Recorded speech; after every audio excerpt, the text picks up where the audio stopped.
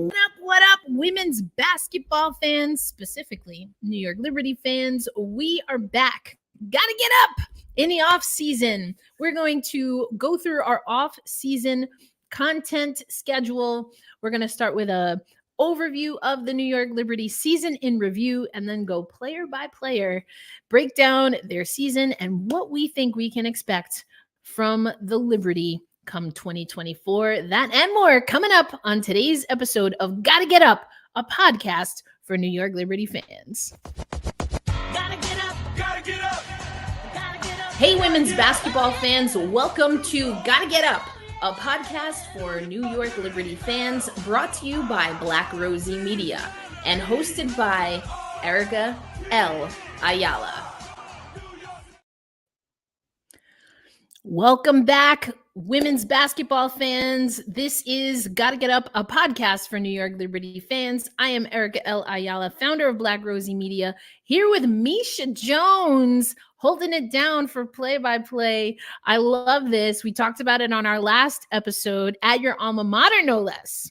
Europe. It's been, I was just telling you offline, it's an excellent situation. Just glad to be there, glad to be seeing the influx of new energy into that program under a new second-year head coach and Erin Dixon Davis and her staff. Been excellent. But yeah, loving what we do. Trying to make this the job, Erica. We're trying to make this the job. For real, so. Let's go. We put out good vibes. That's why we love having your expertise, because we can be like, we knew them when you get big That's time. Right. Don't forget about us at Black Rosie Media. I could never. I was actually literally, so a little bit of a tangent, but I was talking to somebody earlier today, and I actually sent them the first episode that I was ever on with you. And I was like, it's night and day. I was so nervous. I was so, and now I'm just like, wow, we're doing this thing. So I'm just always happy. We're just having a good time, just talking hoops. That's all. And you talked about, young talent, obviously with William and Mary, you're seeing that up close. We know we have the WNBA draft coming up. Now, that won't necessarily play a big role for the New York Liberty, but I did think it was interesting that the WNBA put out a tweet today on how we've seen the number one overall draft pick be used and utilized in trades to parlay. And, that 2021 draft didn't age so well. We might have to talk about that on another episode because, the Liberty actually gave up a top pick. Seemed to work out. But what we're going to talk about on today's episode of Gotta Get Up, a podcast for New York Liberty fans, is the season in review. Now, we're talking about the 2023 season. And Misha, we want to start by really starting at the front office, because a lot of what we were able to see on the court had been in the works, honestly, for a few years under General Manager Jonathan Kolb and his front office squad, but started to really show, I think, the early parts of the vision. So we have a few notes that we want to talk about. Let's start with the overall regular season record, 32-8. A lot of those losses came early on, but of course, as I'm sure you will tell us, not to make it all about the Mystics, but I'm sure I don't even do it anymore. It's y'all. I don't even be doing it anymore. Wow, that's wild. Listen, I know we're gonna talk about those bookend to start and end the season with losses to Washington. I'm sure that's gonna come up. I just like teasing you, but they make their first WNBA finals appearance in over 20 years. This is a really big push for the New York Liberty. The obvious question, and I low-key hate this question, but now as I get deeper into my media years, I understand why it's asked. So let's ask the obvious question. Falling game 4 of the WNBA finals to the reigning and now defending champions, the Las Vegas Aces. Was this a failure of a season, 2023, for the New York Liberty? Absolutely not. Absolutely not. Personally, I happen to think they maxed out.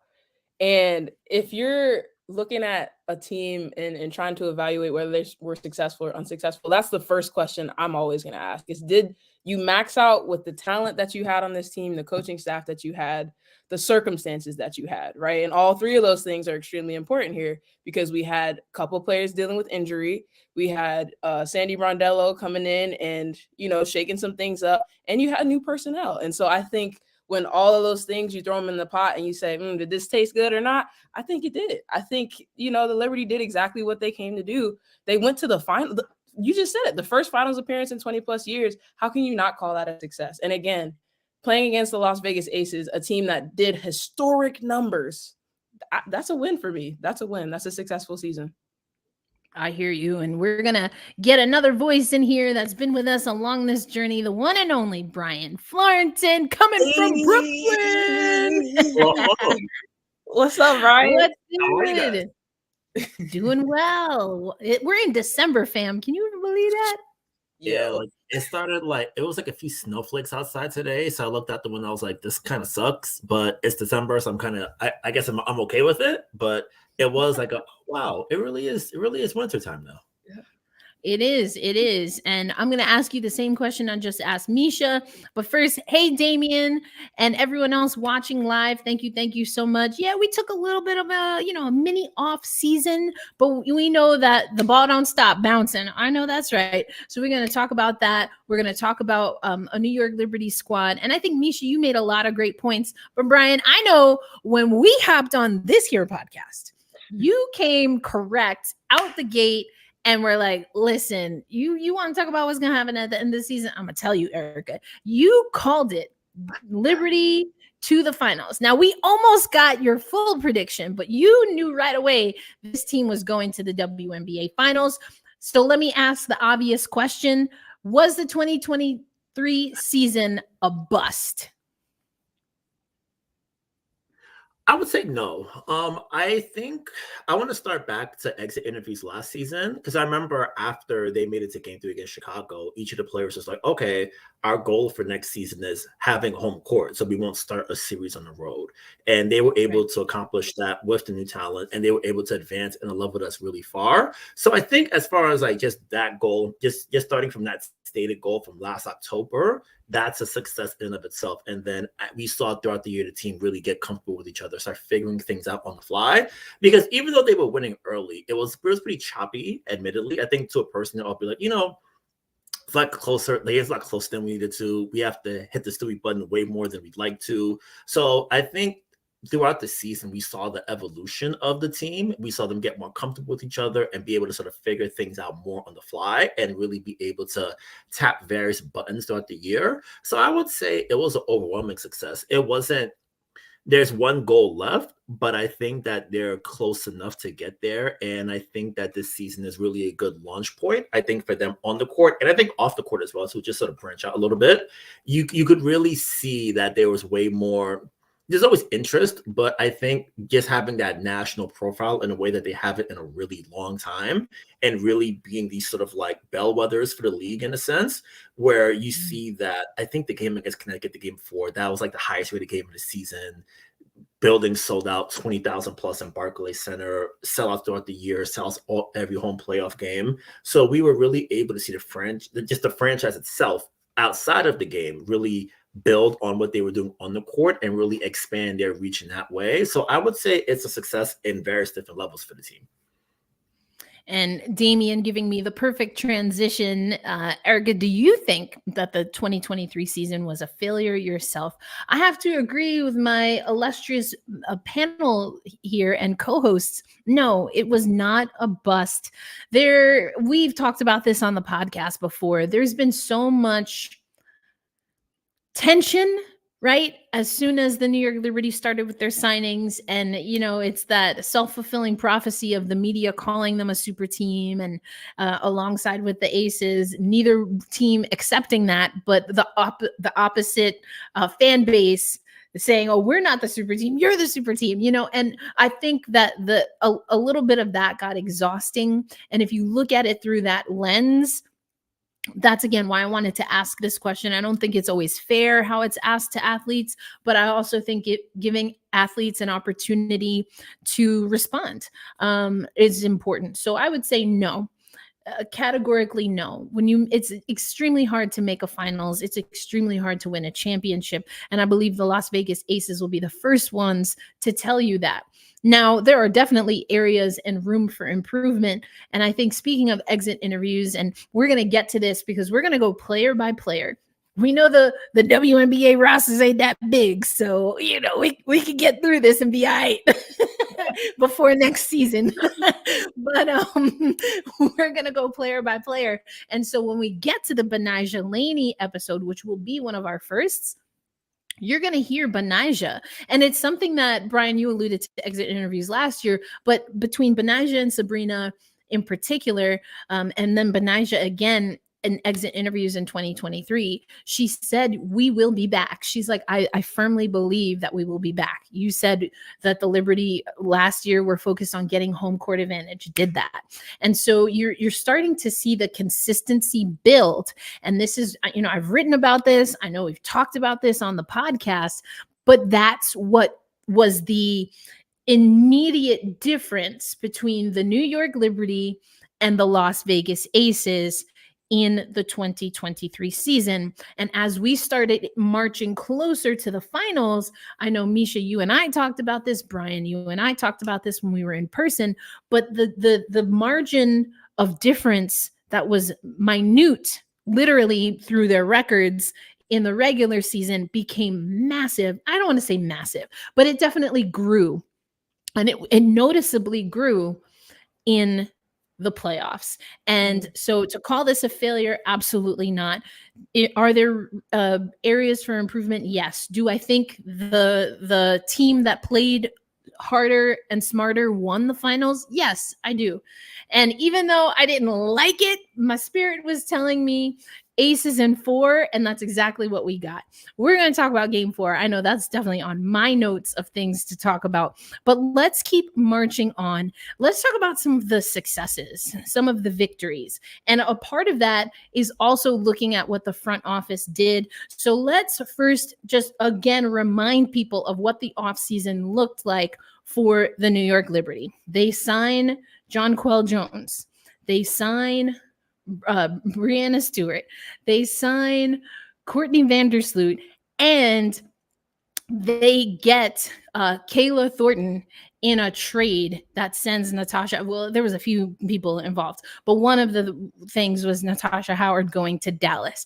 I really do think that we have to look at all of those things when we look at building foundational pieces for this New York Liberty team in 2023. Brian, why don't I start with you this time around? Out of those things that I mentioned, what are your top 3 moves that you think, or even something that I didn't mention, to be honest, what are your top 3 moves, do you think, in the offseason by the front office that helped get the New York Liberty to the 2023 finals? I'd bet lead off with the MVP. Like that seems like a perfect place to start. I feel like her signing in particular really was a sort of like vanguard moment for the franchise, because I think this was, I would say, the biggest free agent they've ever had and first MVP in team history. I think her signing really sort of like solidified the Liberty as a destination franchise, and a franchise that's all the way back from their darkest points in 2018, 2019. I think being able to really have her be interested in the team even last year, and then really deciding to come in now, I think really solidified all the work that Jonathan Kolb, the ownership, Sandy Barthello, and the players have done over from 2020 to now, is really sort of getting the franchise back from the brink that they were in. So I would say her signing is first. I would put Jonquel Jones second.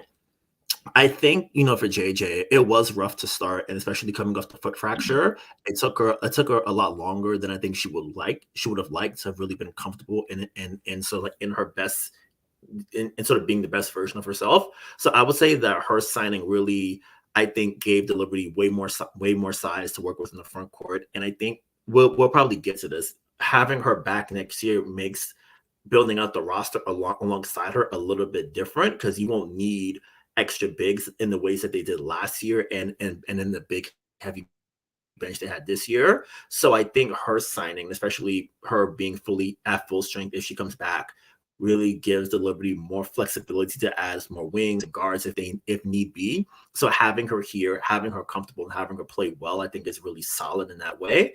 I think third, I'll go with KT in this sense as my third place pick. I think her play off the bench really gave the Liberty a lot of lineup versatility. We saw a lot that she was in closing lineup. She could guard players like Deladon. She can really guard those fours and really be a physical presence on the perimeter, which the Liberty didn't have that much in 2022 and 2021.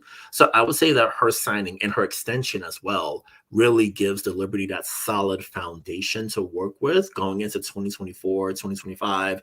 And I think, Erica, we talked about it before. One of the early goals for the Liberty in 2024 is managing Brandon Stewart's minutes. And I think with that, you have a player like Akila Thorne who can pinch hit for Stewie at times, really sort of like not be the scorer that's the scoring playmaker that she is, but still be a solid presence, a good spot up shooter, and someone who is confident and will sort of have that fighting energy that the team always needs. So I would put her third, and Sloot's gonna get fourth, not because Sloot was not nasty. I asked for four. Now don't be taking other people's answers. Don't be taking other people's answers. You had three. Whoops. Let me time out. Cheating. Be cheating. You see? Be out here cheating. We're not going into overtime. We are not going into overtime. We had enough of that. Enough of that. I think it's safe to assume that we are gonna get to Vandersloot. I did want to come to listen. DK Dizzy talk about Liberty should have won. I want to keep this in mind for later on the podcast because we gonna work our way up to it. We got to season everything before we get to the real spice. But don't go nowhere, DK Dizzy. I'm gonna get to this. Same thing with you, Damien. We're gonna get to this as well. I think this is a valid question. There's a lot of history. We're doing a season in review 2023 style for the New York Liberty, but I think it is a fair question to ask. Tried and true New York Liberty fans know a thing or two about just not getting over the hump. And listen, it can be a merciless playground with some of those headlines that were coming after that game 4 loss. But I mean, they weren't wrong. Like, just can't get that win. But anyway, we're gonna get into that. All right, Misha, now you heard what Brian had to say. I had to cut the mic. Because he was going to take all the good stuff. But I believe I misspoke because technically Jonquel Jones was acquired in a trade. But trades these days can be a little funky. It's like the pro version of the transfer wire. You know what I'm saying? Like people out here just declaring themselves free agents when they're not. But anyway, what would you like to add to this recipe? Your big three, your celery, carrots, and onions. Goodness. I mean, I have to piggyback a couple of Brian's. I think first and foremost on my personal list was Kayla Thornton. I think we knew it was going to happen with Stewie. We knew it was going to happen with Jonquel. To me, it took them, and JJ a little bit some time to really settle in. But for me, it was just a matter of time with them.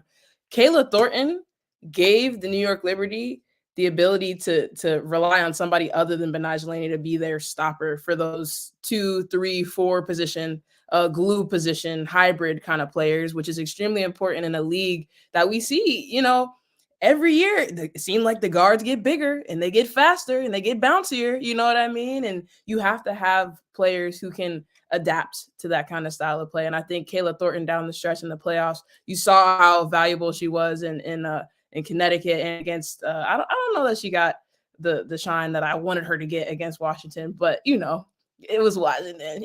Washington's a tough team. No. Let me stop. But I thought she was extremely important, so valuable. I hope they, if we're talking about pieces that I want them to hold on to, that's a piece I definitely think that they need to hold on to as long as they can. Number 2, and I'll go ahead and say Sloot, because Sloot, even though we saw her struggle, you know what I mean? We saw her struggle with her shot. We saw her struggle in moments. It felt like I thought she should have been a little bit more aggressive. The Sloot that I remember in Chicago when they won that chip with Candace Parker is a Sloot that if you don't guard her, she's going straight to the rim. And we saw it in flashes, you know what I mean, in the finals, for sure, and throughout the playoffs. But I think there was still that next level of aggressiveness that we didn't really see from her. But I still think without her, I don't know that this kind of season is possible, because you need somebody with that kind of experience to be able to put all these elite pieces together. That job can't just go to any run-of-the-mill point guard. You know what I mean? You need to have somebody who you earn it in the locker room. They respect you. They trust you. You have the IQ and you have the ability to make the reads that you need to make on on the level that Stewie and that JJ and that Lainey and everybody else on that roster, Sabrina as well, are playing at. So I'd say those two for sure.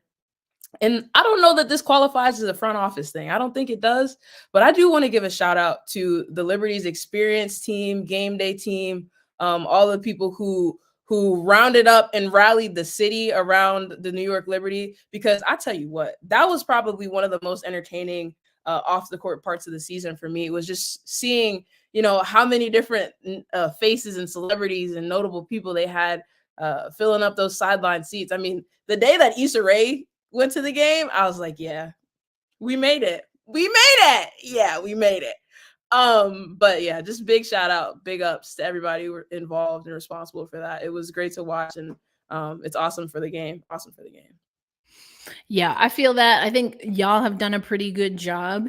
Now, this is not someone that we technically made a transactional move to acquire in the offseason, but I do think this was an integral offseason for Betnijah Laney. Going off, Misha, what you just said, and a part of that was Betnijah Laney being in market. Everything from, she lit up, the Empire State Building for the draft. Like, we saw all kinds of activations for Betnijah in the full calendar year between last season and this season. And I do think that led to a moment that we got a little bit later in the season, but still early in the season, but after preseason. And that is Betnijah Laney going to Sandy Brondello, the head coach, and saying, listen, the role that I was expecting, the role that I want to and feel that I can play for this team is not coming to fruition yet. And her having that conversation with Sandy Brondello reassuring Betnijah that there is, and she wants her to occupy that role, and that this is a team coming together for the first time. And I think they had to negotiate a little bit of what that timeline looked like to satisfy the immediate needs of the New York Liberty and to satisfy the desires and wants of one of their key players. Full stop. Betnijah Laney. So that's one thing. You already know I was gonna say Courtney Vanderstool, so that's why I had to cut your mic. I was like, don't be taking my thing, you know what I'm saying? And don't be taking my thing over here. It's hard to double down. It's cool to double down.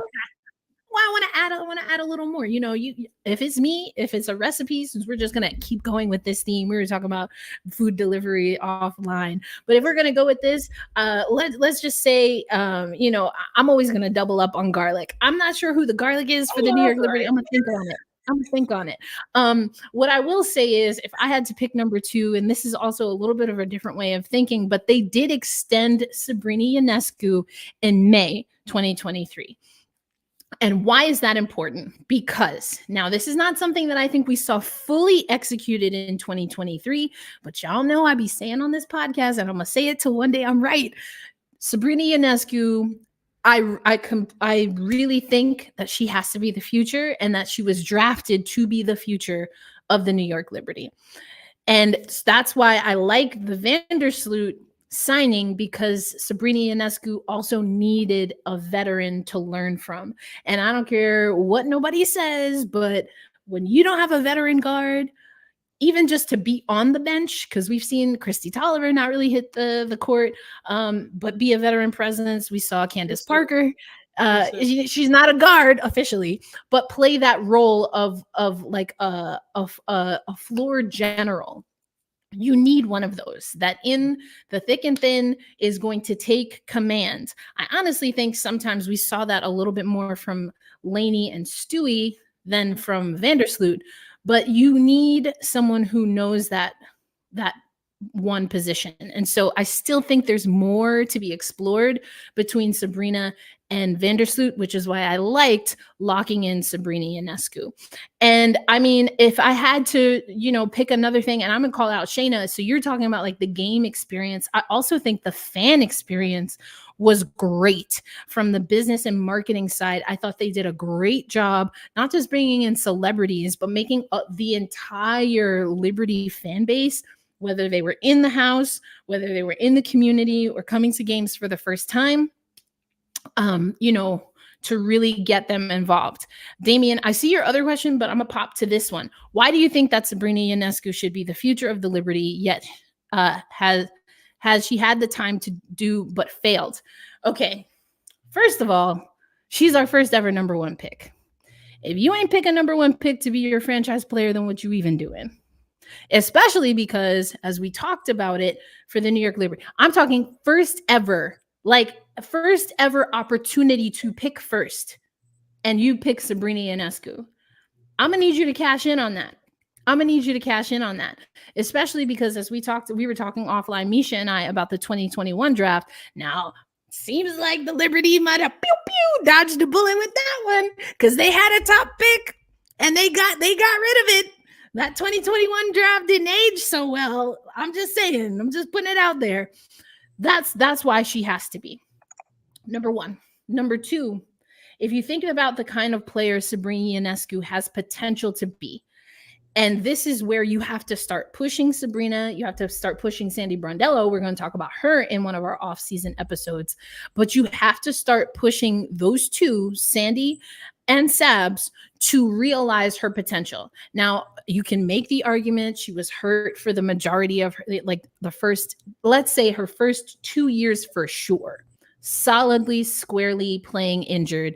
Looks like had a hip injury towards the end. But we saw, like she had that I'm back game, lights out, was hitting records, franchise records for the New York Liberty. Now you need to stretch that a little bit further. And I dare someone, I don't care how you feel about Sis personally, put that away.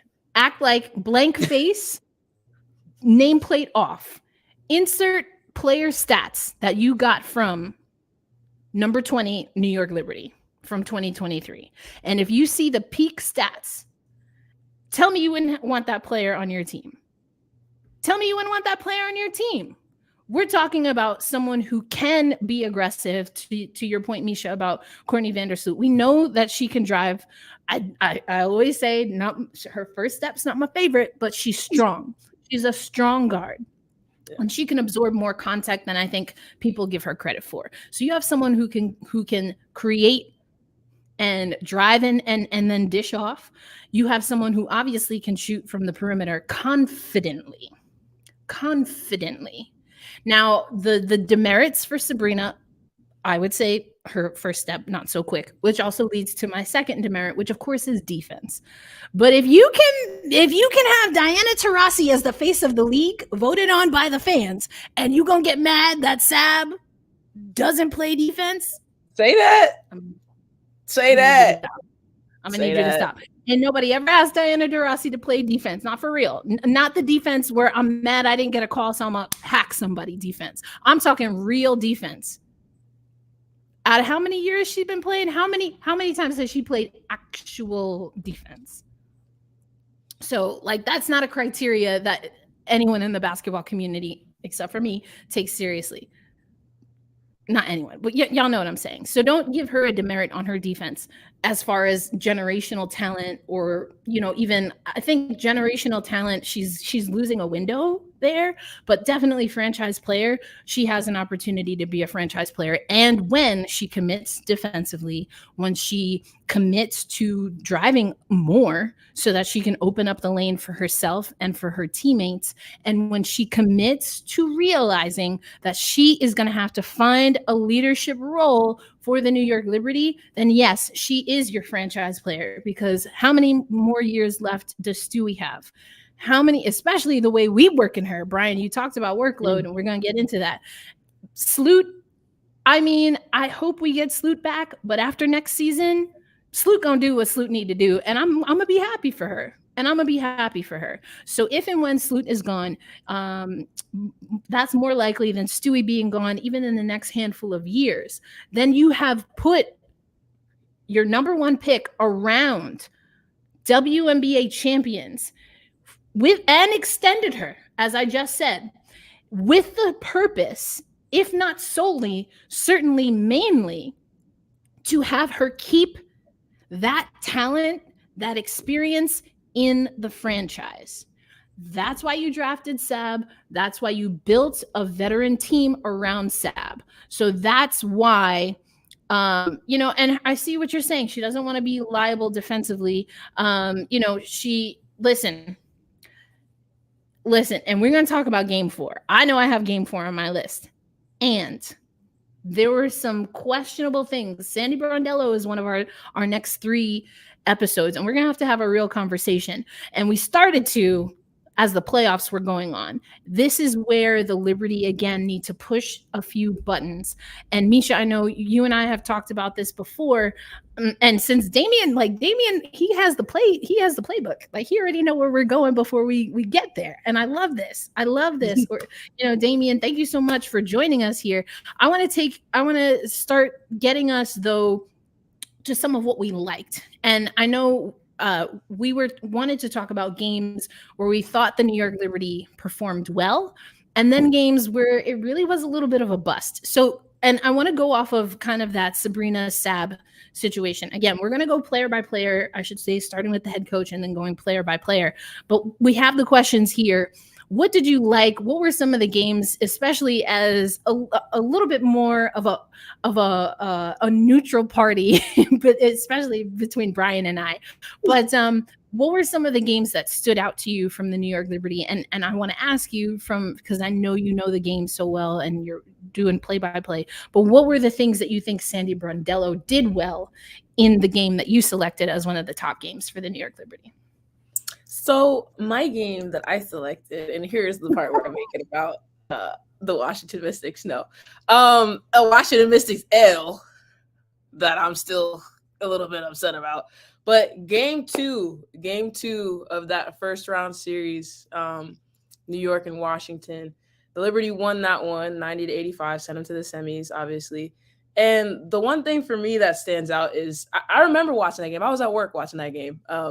And it was not the prettiest game in the world, folks. It was not the prettiest. There was some offense in there, yeah, okay, but there was some sloppy play. There were some turnovers. There was a lot of just uncharacteristic stuff from not only the Liberty but also the Mystics. But what stood out to me is that the Liberty showed resilience, and we started the playoffs, and I was a little bit shaky on them. I don't know if you recall. In our preview episode, when we previewed this series, I said, and I'll eat this one. I said that the Mystics could pull off an upset because that's just where I was with the Liberty. I knew that they had the talent. Obviously, they made it into the playoffs and could get to a finals, but it was a matter of, again, putting all the pieces together in crunch time when it really mattered. Commissioner's Cup, cool. That was fantastic. I'm glad that they won it, but the playoffs is different. And for me, that game, they really had to dig down and show some guts. And the wealth was shared adequately between everyone. I mean, you had Breanna Stewart obviously went off. She had 27. But you also had double figures from Sab, from JJ with 19, and Benaisha with 19, and Courtney Venice, who had 8. To me, that's maxing out on offense. The defense, again, still, you know, it leaves a person wanting a little bit more, but they did enough to get the job done. And despite, again, Natasha Cloud absolutely going bananas with 33 points. But to me, that was the strongest win that they had in the playoffs, because I for sure thought the Mystics were going to come in and tie the series up. And that game 3 would have been contentious. And in my opinion, I don't think they would have won a game 3. So to me, that was the one that showed me the most potential of what they could be, even when they weren't playing their best basketball.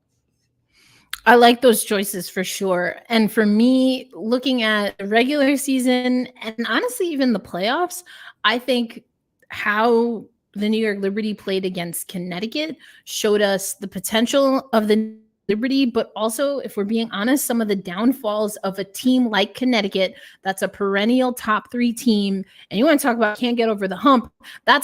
We're the old school version. The Connecticut Sun might be the new school version. I've talked about it before on the podcast. I really like Stephanie White as a head coach option.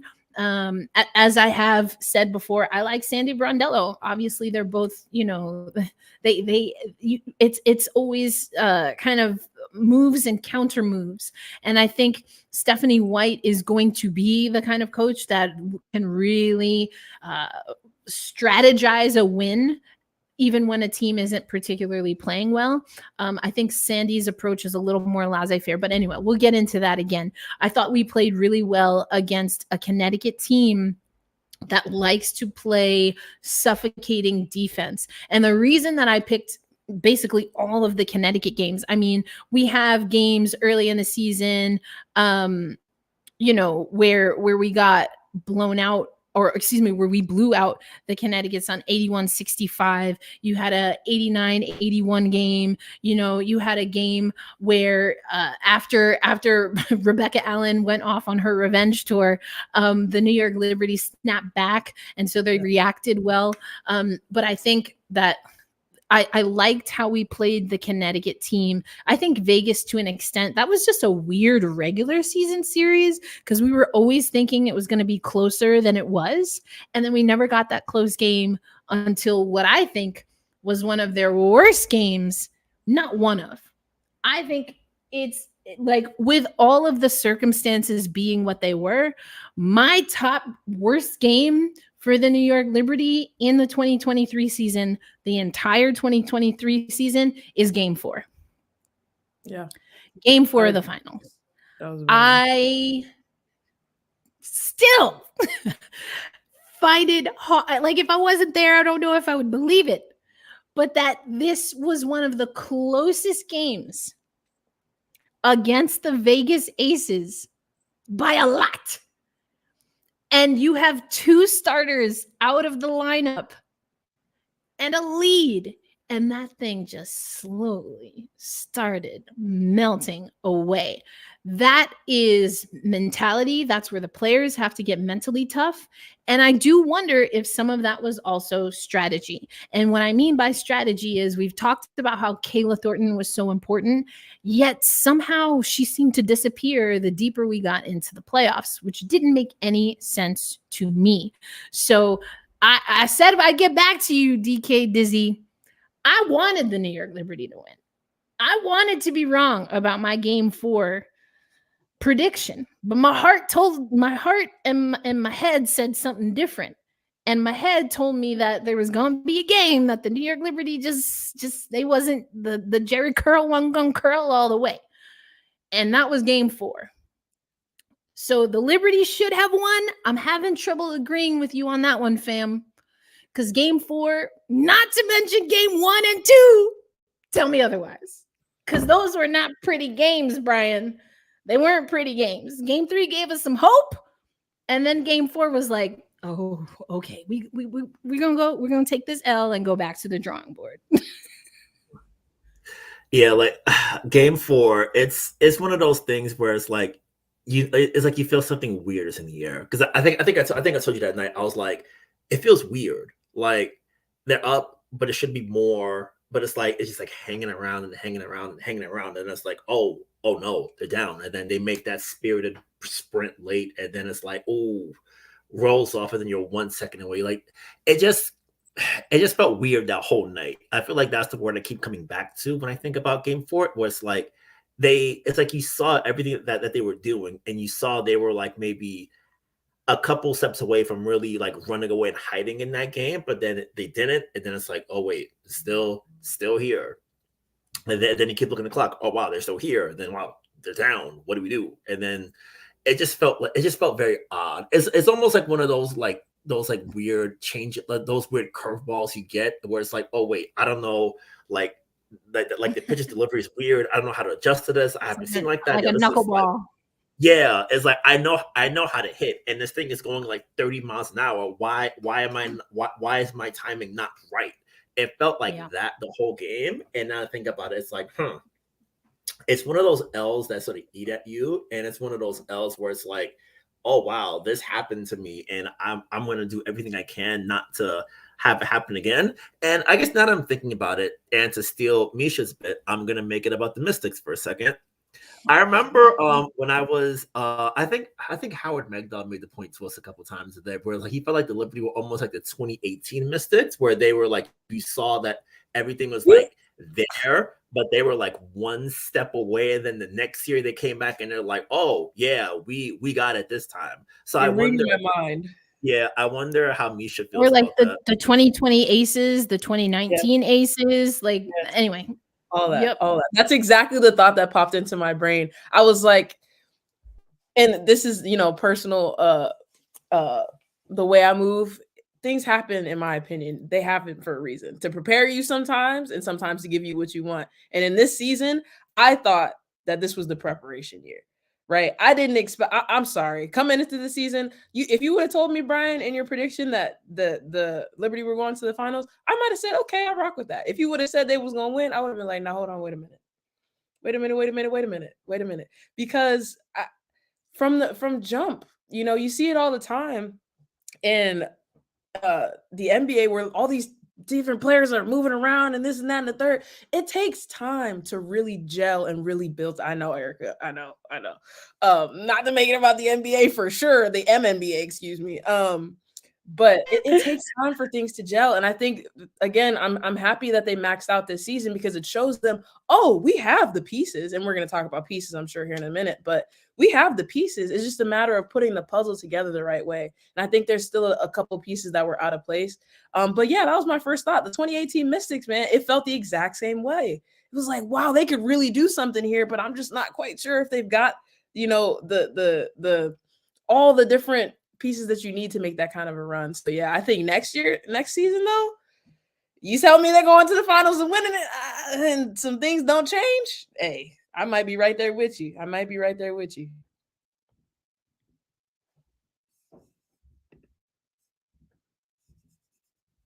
Okay, now I got it. I learned how to work my computer again. And that's why I like this comment. I know a lot of people were critical of the gameplay, Sandy, and we'll talk about it on our next episode, off-season episode. But effectively, she said, "Listen, I'm a go with my MVP," and I understand that. I do understand that. But also, what were we talking about in the playoffs, and definitely in the WNBA finals? Do the New York Liberty know who their go-to is? Because, and see, this is why I have to sometimes unplug from social media, because a lot of people were getting on Stewie on how she shouldn't have won MVP, because look at what she's doing in the playoffs. First of all the way time out, because MVP, what you do in the playoffs, that those are two separate things. Now, would it be nice for an MVP to perform at an MVP level in the playoffs? Absolutely. But you know what else happens in the playoffs? You got the top teams playing in the playoffs, and the top players playing in the playoffs. Okay. So listen, y'all need to just, I'm not saying y'all, not us who are watching, because I feel like there's this is a podcast for New York Liberty fans. We have our little genre, we have our collection that we're aiming for. But people need to relax. And part of the reason the MVP didn't quite look like the MVP down the stretch is because the MVP was putting up MVP and some numbers in the regular season. Y'all wanted to act like Breanna Stewart hasn't had an Achilles recovery. Like she's not a new mom, and that she's not coming to a new city with a new team that does not have Sue Bird or AC, if we want to keep it funky, on it. Super funky. No Jewel. That's a lot. That's a lot to adjust to. Like, you know what I'm saying? Sis was putting up crazy numbers early on. See, now I done lost where I was going with this. I just got excited. You just tell people to chill on them a little bit. To chill on them. Just chill. Listen, now if you want to go to Benija, and it was funny because she did a workout right with Rutgers, and she was playing with the practice squad. What do we know about women's basketball at the college level and the pro level? Most of the time, basically all of the time, I've never seen that a practice squad has not been all male. But they were like, we're gonna have all these dudes run and Benija. All right.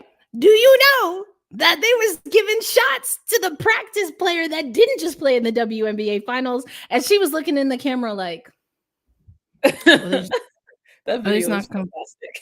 Hilarious. Oh, they're just not going to pass me the ball. When I saw that video, the first thing I thought was like, oh, this is funny. And then I was like, oh no, it's too soon. It's too soon. I couldn't separate it in my mind. I could not separate that video in my mind from what happened 7 days ago. I was like, y'all, this is too soon. So I feel you. I feel you on this. I feel you on this so hard. That Rucker video, I was like, dang, y'all really messing with my mind. And that's what the Liberty have to work on. And I strongly believe, we'll talk about this on our next off-season episode, this has to come from Sandy. And so we had another question here. I want to go around the horn. Misha, I want to start with you.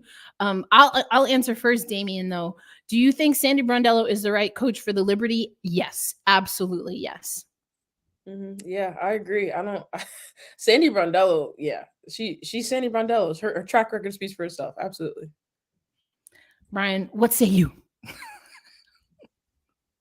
Yeah, absolutely. Like Sandy, you wouldn't even think twice. Like Sandy's the person here. Sandy and the coaching staff, they really they're locked in. They're solid. They have great rapport to players. The players trust them. The players can go to them. All of them.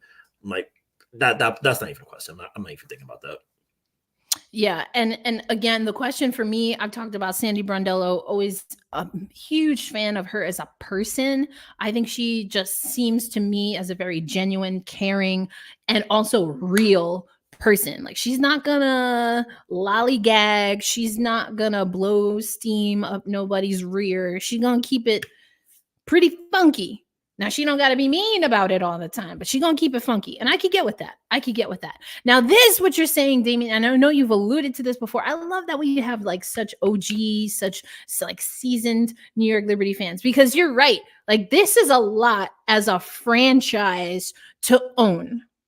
And the truth of the matter is that the 2023 New York Liberty team ain't had not much to do with the overall New York Liberty success in the finals, and they are the most recent team, so all of that gets put on their shoulders. Now, that's what it is, especially when you play in a market like New York. It is what it is.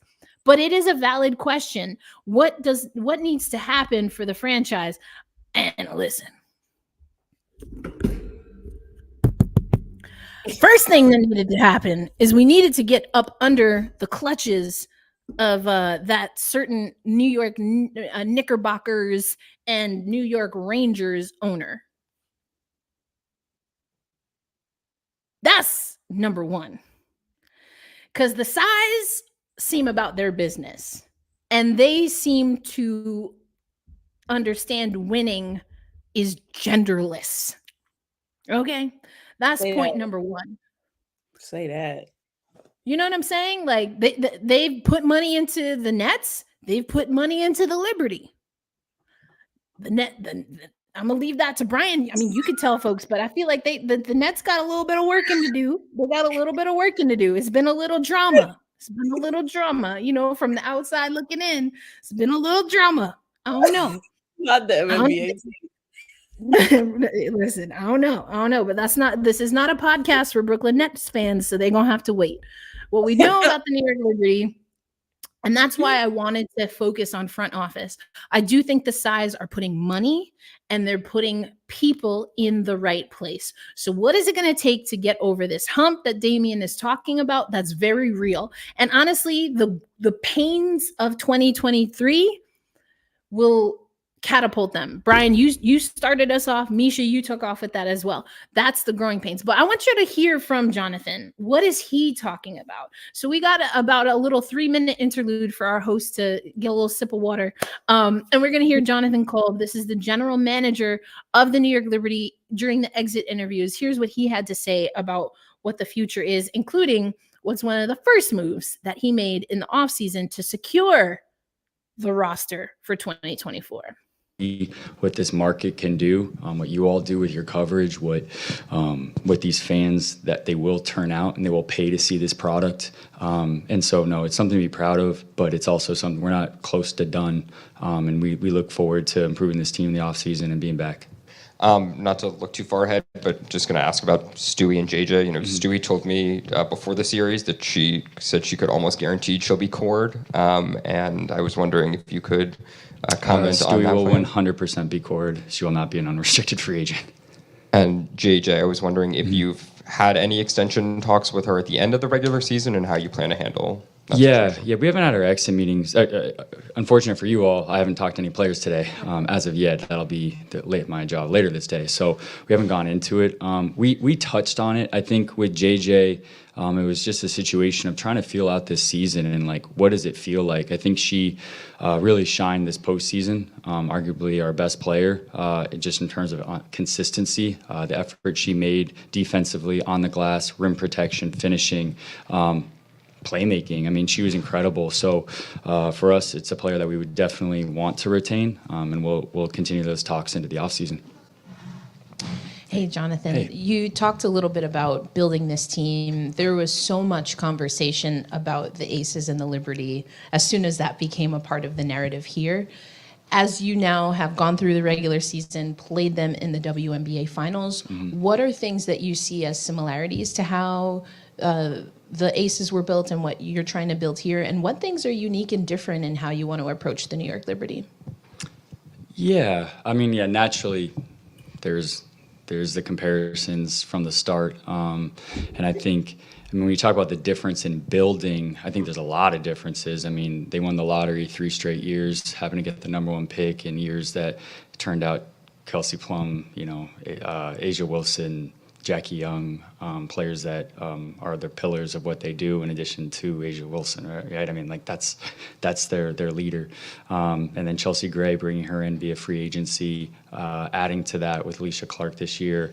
So I think there's core differences. We had one #1 overall pick, and Sabrina.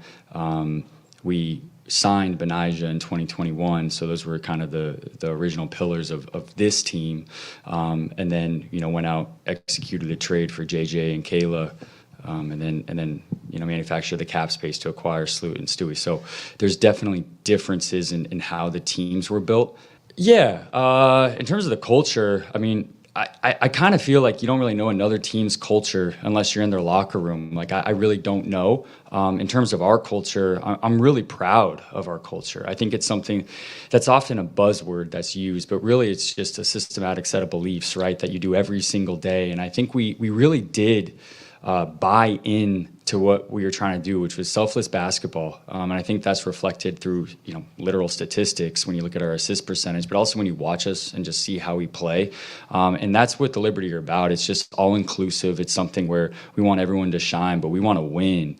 And so in terms of timeline as well, this is the first step, after 5 years, the first real step towards contention. And we're looking forward to continuing that going forward. And I don't think the Aces are going anywhere either. I think he said a whole lot there, fam. He said a whole lot. I mean, the first thing is the first priority. Brother didn't even get off dais and was like, oh no, Stewie will be cored. So as much as Stewie was under a microscope, and I do think fairly under a microscope, at least in the playoffs in particular, I will say that until Sab is ready to take the keys, it's got to be Stewie's team. Now, you heard what Jonathan, though, said, Brian, about culture. And Misha, you and I have had this conversation. All of us together have had this conversation. What's the push and pull between having a positionless, selfless culture and then having someone, when you're in the foxhole, that's going to lead the charge? So, Brian, you were there for that little clip. We only played a little bit of it. But what did you make of what Brian, or you are Brian, that was Jonathan. What do you make of what Jonathan said about the 2023 season, and what you think will be some of the first things, other than coring Stewie, that we see from the Liberty, given what Jonathan was talking about? Yeah, I would say one thing that stood out to him was that how he mentioned that the team really came together in that culture piece. I think that just being around them on a fairly regular basis, just being here in New York with them, you sort of saw them really come together throughout the entire year. It was like that at the beginning in camp too, when there was a lot of new faces coming in, and even throughout the year, you saw that connectivity sort of like remain consistent. So I think that part in particular, especially when there's so much pressure on them and so much, like, I guess, discourse surrounding them, being able to sort of stick together in that way, I think is really valuable. And I think really made a difficult job a little bit easier for the players, knowing that, okay, it's a lot of noise around us, but I know that the folks in this locker room got my back, and they're going to make sure that I'm good to go. So I thought that was a good shout that he made. And also something he mentioned as well was the JJ piece. I thought that part was really interesting. And I think that that's a big tell for next year. He mentioned that, John Kolb got more comfortable as the season progressed. And I think that he was right on the money, in May and June. And even I would say up until the All-Star break, JJ really wasn't at full strength. And then after they had that awful loss to Dallas coming out the break, JJ was like, okay, I'm back. I'm back now. I'm good. I'm full strength. And then I think it was the very next one more Mystic thing. I think the very next game was against Washington, where she worked him for 27, 13, something like that. And I was like, oh wow, JJ's back.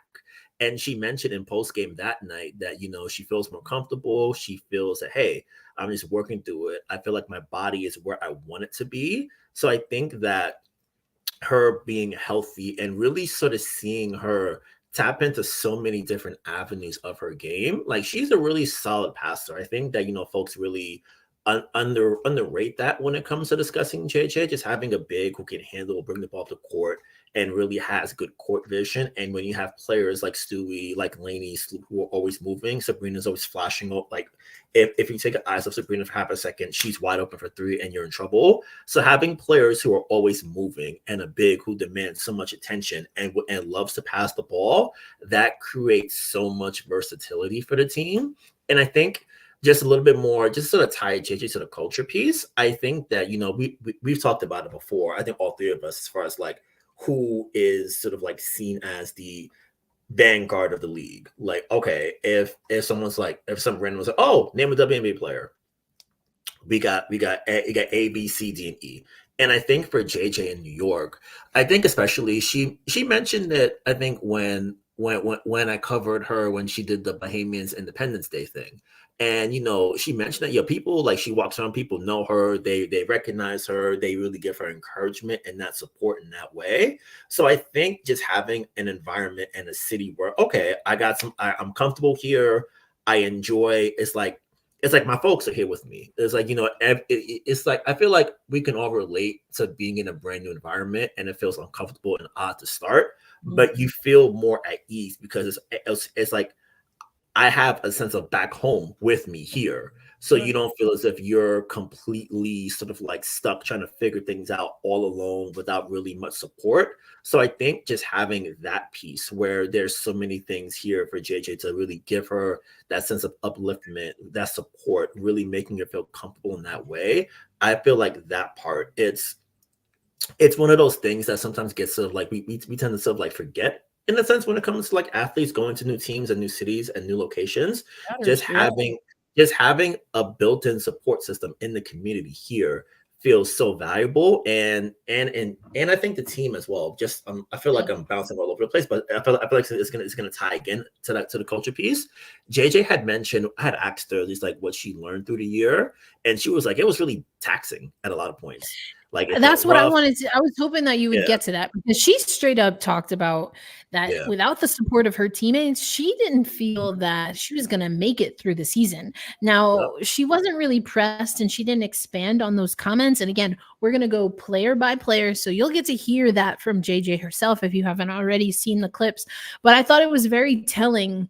And I asked Jonathan the question the way I did for a reason, because it was over exaggerated that this team doesn't care about each other. We talked about that the last time we hit the microphone.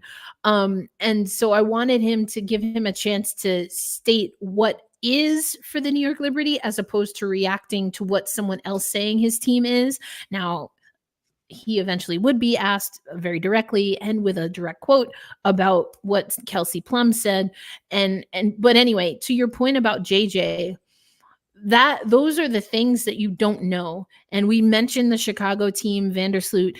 The one thing that we heard over and over about Chicago when they hit that dais after they won is that y'all have no idea what we went through this season. And some of that has come out since, especially thinking of what Diamond DeShields individually had to go through. Mm.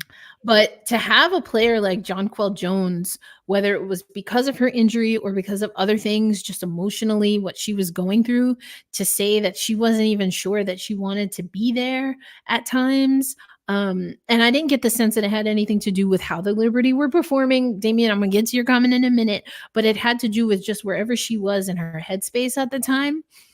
Sandy Brondello is a master, from everything that I've heard and witnessed, when it comes to being able to bring players together that are on different emotional levels, that are going through different life milestones and changes, and finding some commonality, making sure that everyone feels supported individually for what they need and for what they need as a team. And so when I see this, I'm gonna get to Aloysius in a minute, but when I see what Damian has here, I think that's a little bit of a farce. One, in any sport, it doesn't matter how bad a New York team is, they are always an option for free agency. That's not just because of the city, but if we're keeping it a buck, quite literally, New York teams tend to overspend because they have to. We could get into the economics of that some other time, but there's no thought in my mind that says this is going to be a New York Liberty team that's going to have a difficult time recruiting in free agency if they need to, Misha. Mm-hmm. Yeah, I don't think so.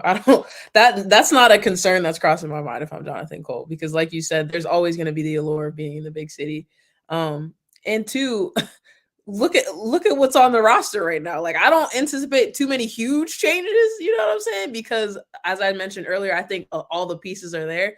But say somebody did fall off the radar, you need to find another free agent. If I'm a free agent, I'm looking at this roster saying, I'm licking my chops.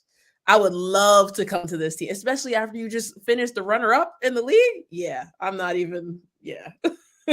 There's hope, folks. There's hope. There's hope. Now, this is interesting. I don't really mess with American football, so I don't really understand this completely. I don't understand it completely. But I'm glad you think the Liberty will win. It just means that they think it's gonna be a whole lot more getting y'all to a certain point and not finishing the job. And I'm like, I don't know. I'm not ready to say any of those things. I'm not ready to say any of those things yet. Listen, historically, yes, but again, James Dolan, I don't think he wasn't bad about it. He just happened to have a team early on that was good, but not better than the Comets. And then they were able to do okay when the WNBA still had Eastern and Western playoff brackets. That's an excellent point too, though, because the Comets, we could talk about. You want to talk about front office stuff? We could talk about it, but how about that being a testament to the actual talent that all these players have and their ability to deal with the rest of the BS?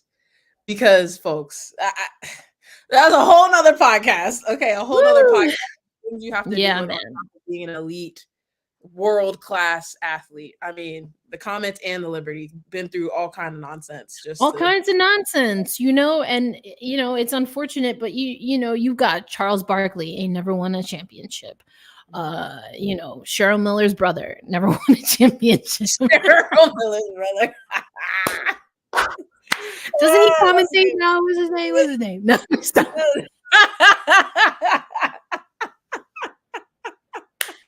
I'm sure this is exactly how he wanted to be referenced to.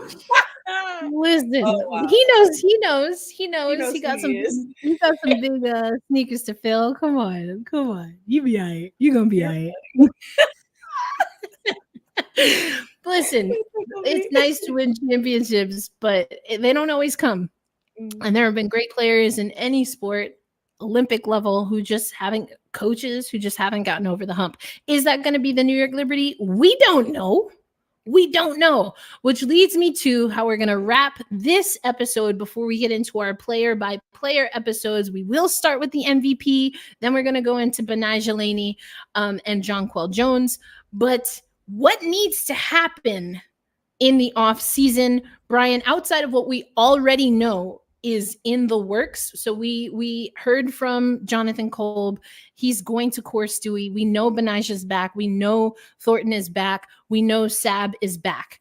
What is your first task for Jonathan Kolb and the rest of the front office, given what you know you have coming back and what you think you need to be successful in 2024?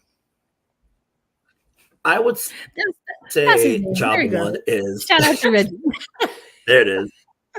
I couldn't think of his name. I would say Richard. I honestly, okay, I'm sorry, Brian. We gonna let you speak. We gonna let you speak. Like at first it was a joke, and then I was like, at first it was a joke, and then I was like, oh, why am I really not remembering his name right now?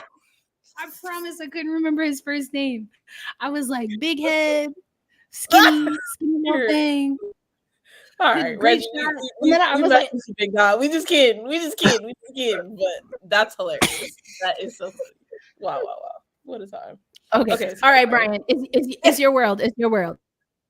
All right. The first thing I would say is locking up JJ. I think JJ is the sort of anchor of what the Liberty want to do in 2024 and beyond. If you have a big who can do everything like she does, it makes building out the rest of the roster pretty easy. Not easy, but like more manageable, since you have a do everything center who can sort of like cover a lot of gaps in that way. So signing JJ is the first big thing that I think they're focusing on, and it seems like they have the early track on it. So locking that up is going to be essential. I would say second, because I guess the bench piece is going to be so fascinating because we have the Olympics is throwing a big wrench into everything, so that's going to complicate a lot as to what they can do.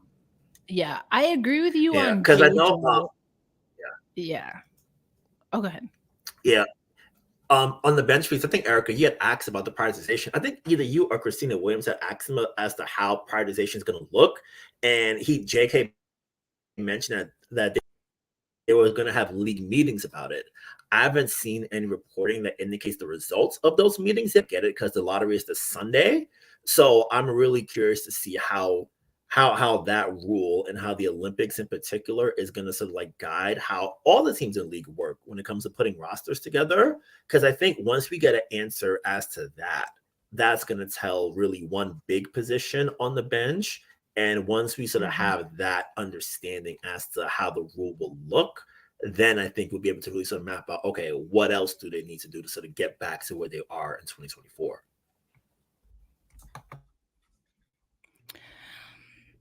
I feel that.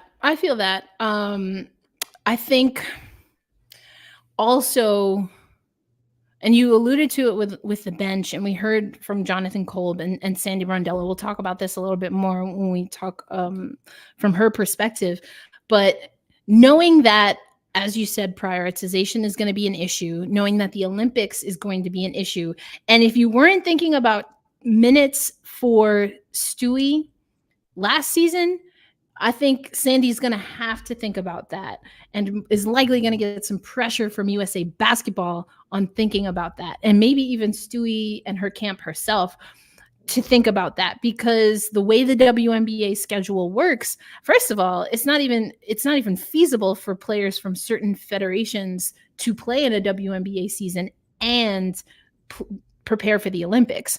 It's almost exclusively North American teams where that's even a thing. So we already know that Maureen Johannes is likely out, which I think is a huge loss for the Liberty, not just immediately, but also the on and off again start and stop of Maureen Johannes in the WNBA, I think impacts how impactful she can be for the New York Liberty. I love her upside.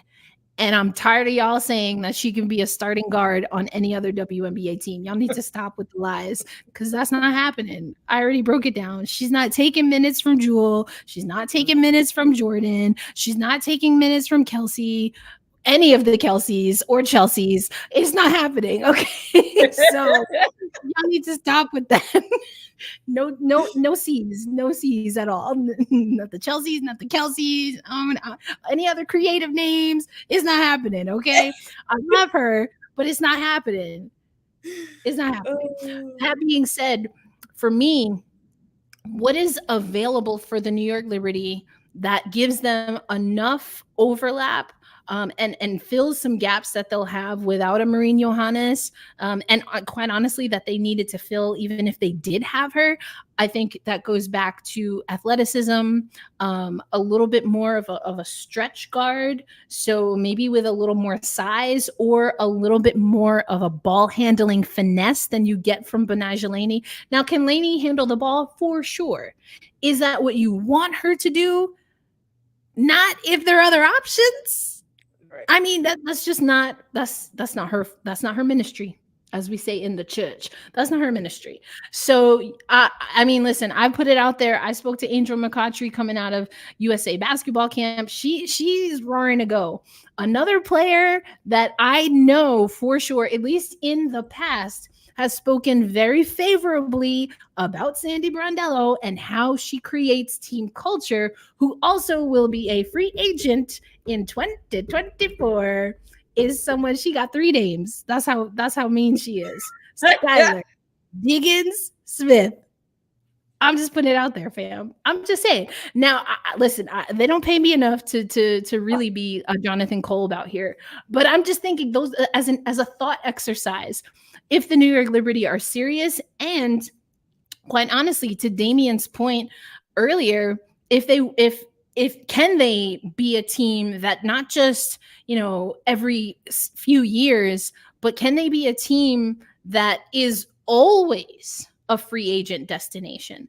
I would argue, again, New York as a city kind of does a little bit of that for them and what the options are off the court for them. But now the size have built a team that, yeah, people are going to give a look and see what happens and see if they can land with the Liberty. But Misha, from your perspective, anything we didn't talk about, or maybe something that you already heard where you think, yeah, this should be a top priority for the New York Liberty coming into the 2024 season?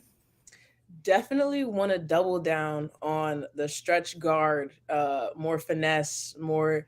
To me, you need, yes, Sabrina Ionescu can create her own shot. To me, you need, again, we're talking about keeping up with the trend that the league is setting and the direction that it's going in. You need a player who can really create her own shot, like can genuinely go in there. I'm talking somebody like, I don't know, an Aerial Powers, who didn't seem super excited to be in Minnesota this season. But somebody of that kind of vein, you know what I'm saying, who does not, she does not have a drop off if she's coming off the bench or whatever the case may be. Defensively, there's no drop off there. You're athletic enough. You can guard 1, 2, 3 if you need to, maybe even 4, depending on how much size you have. So double down on that for sure.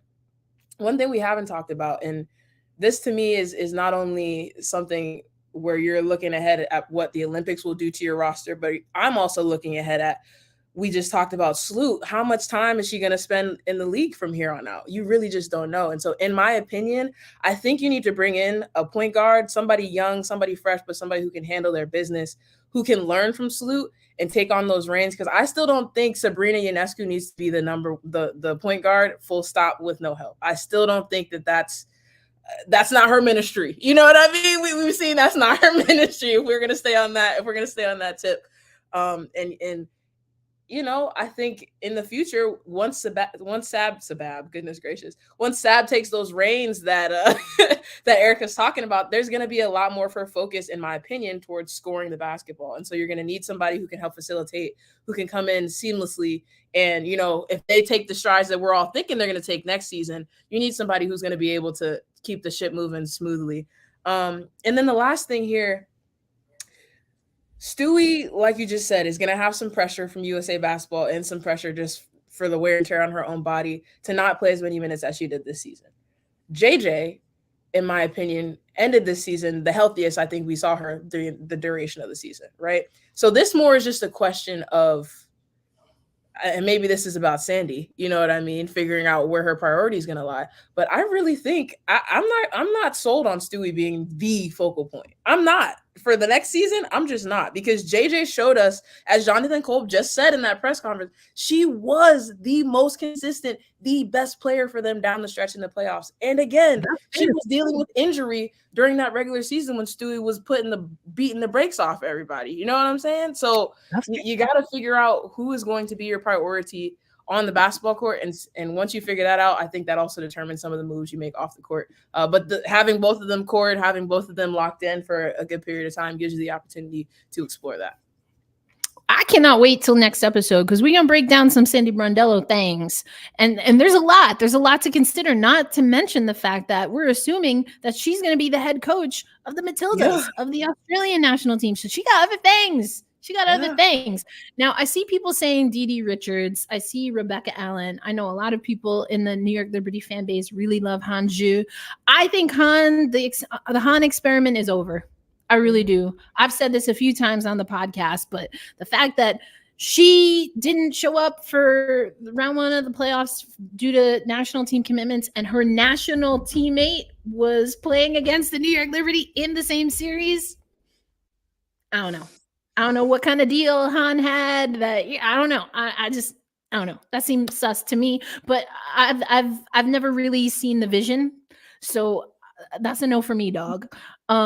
Dee, I know, has been a fan favorite and was a really tough cut for the New York Liberty to make. Jonathan Kolb has gone on record to say that.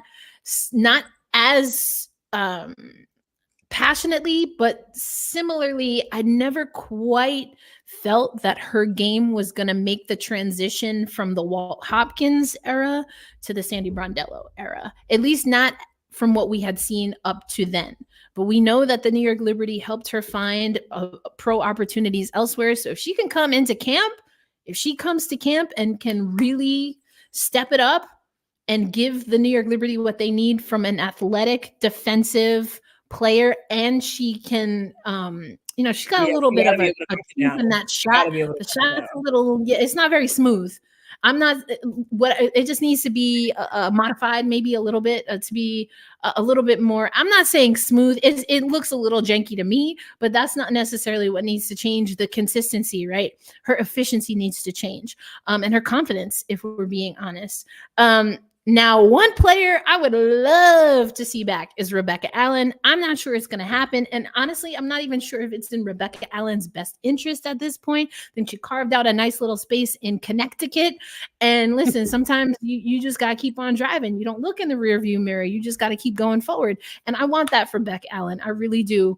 I think it's unfortunate that it just didn't work out in New York. And I understand the trade. That one hurt for me, but I'm not sure that we're going to see Beck Allen at her prime back with the New York Liberty. Now, that being said, again, Sandy Brondello is her national team coach. So who knows? And those relationships do make a difference. But we're going to listen. We got a lot. We got through a lot. We talked about some things that we planned to talk about. We talked about some things we didn't plan to talk about. We didn't even get into NCAA except for making sure that y'all know that our co-host here, Misha Jones, can be found on the Flow Network calling some games. So make sure you check that out. But we want to thank y'all for rocking with us. We are going to be consistent, probably like an every other week schedule in the offseason. But we're going to give you updates. We know the Liberty has their overseas report. I think Chicago has really been doing a great job doing their overseas report. So we're going to start integrating that. But next episode, we're really going to break down the New York Liberty season and really seasons. What is the Sandy Brondello era? How is it being determined early? And what, if anything, needs to change if Sandy Brondello is going to be the head coach to bring the New York Liberty their first ever WNBA title. But I appreciate y'all. Not John Starks. John Starks, man, that's going back. That's some basketball. That's some New York City basketball right there. That's when I actually used to watch the Knicks. Before I was like, listen, I'm a Mets fan, I'm a Knicks fan, I'm a Liberty fan. That's a lot of orange and blue breaking my heart. I don't know if I can do it all. So the Knicks had to go. But anyway, yes, the WNBA draft is coming up. Now, we're not expecting that the Liberty nor the Mystics, not to make it about the Mystics. We're not expecting. Just say y'all love the Mystics. Just say that. Just say that. I mean, obvious. We always talk about the Mystics. Like, listen, and Tosh Cloud tried to put a beating on us. And then the New York Liberty fans were like, you know what? especially like we won, but we gonna show you some love. So for all the Las Vegas Aces fans hating because y'all got booed, I don't know what to tell you, because Natasha Cloud got some love. You just gotta lose at Barclays, and then you'll get a standing ovation. No problem. No problem. No, but you know what's funny about that? I have to put out this joke because listen, game 4, I need the record to be stated that Sydney, face of the league, Coulson, called game. She did. She did. Face She of did. the league. Face of the league. Don't get it twisted. See, y'all thought it was just skits. Y'all thought it was just jokes with T-Play. No. Oh my God.